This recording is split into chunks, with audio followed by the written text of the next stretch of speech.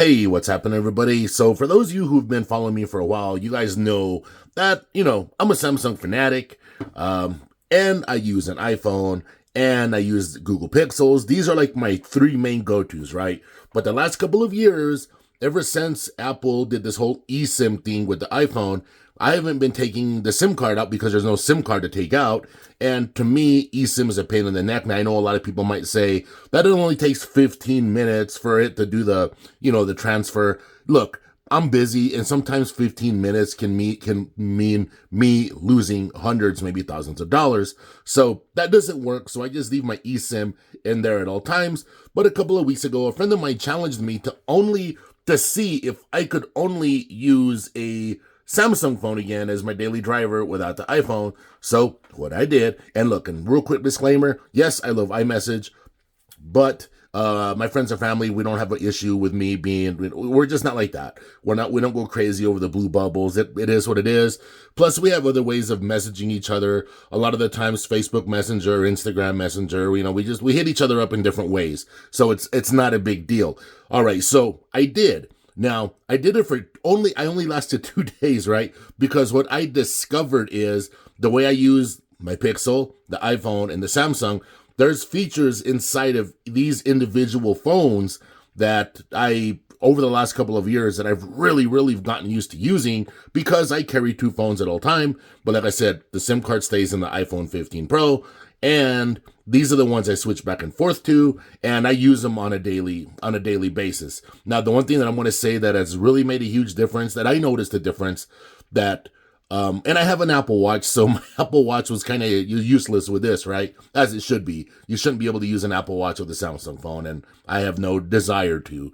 I mean, you shouldn't be able to, yeah, did I say that right? I said that right. But anyway, the one thing that I really, really noticed is I cannot believe how effective and amazing the Google Assistant is. It's out of this world. Yeah, you can put Google Assistant on your iPhone 15 Pro, but it's not the same. Being able to access your Google Assistant just like that is amazing. Calendar reminders especially, and tasks and all that, extremely, extremely helpful and very, very useful. Another thing that I noticed with this S24 Ultra, the Google voice typing, and I don't use Samsung keyboard, I don't use Bixby, I don't do none of that stuff. I do straight Google stuff, and I even do a lot of Google stuff on the iPhone, to be fair. But I really, really got used to using the voice dictation, right? I really, really enjoy doing the voice dictation on the S24 Ultra. Siri's just not ready. If anything, now that all this AI is in like this phone here and that phone right here, the iPhone 15 Pro, I'm not going to say it feels like a dumb phone, but it doesn't feel like the smartest phone on the block at all. The one thing I did miss, though, because like I said, I like an Apple Watch. I don't have a Galaxy Watch, but I got an Apple Watch. I do like the way I prefer Apple Health over Samsung, over Samsung Health, right? It's just, to me, it's better. I prefer it better. Maybe I'm just used to it, I guess. Also, I prefer the password manager on the iPhone versus the S24 Ultra. But I'm going to tell you all something right now. If you're just buying a phone to use it as a phone, say you don't have an iPad, you don't have a Mac, you don't have AirPods, I do not recommend you buy an iPhone. If it's just going to be used as an iPhone, don't do it.